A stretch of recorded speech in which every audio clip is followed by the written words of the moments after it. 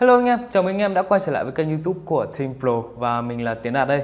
Những năm gần đây thì bộ môn custom phím cơ đã dần trở nên phổ biến hơn trong cộng đồng và gần như là trở thành một thú vui tao nhã cũng như là lành mạnh đối với những anh em yêu công nghệ. Tuy là lành mạnh thôi nhưng mà nếu mà vợ phát hiện thì cũng hơi căng ấy. Không nằm ngoài vùng nghiện thì hôm nay với tư cách một người chơi hệ custom lâu năm thì mình sẽ giới thiệu cho anh em một con phím đến từ nhà Keychron được cấu tạo từ hợp kim aluminium cao cấp, được sử dụng phổ biến trong cấu tạo vỏ máy bay, hay còn được gọi với cái tên thuần Việt đó chính là nhôm.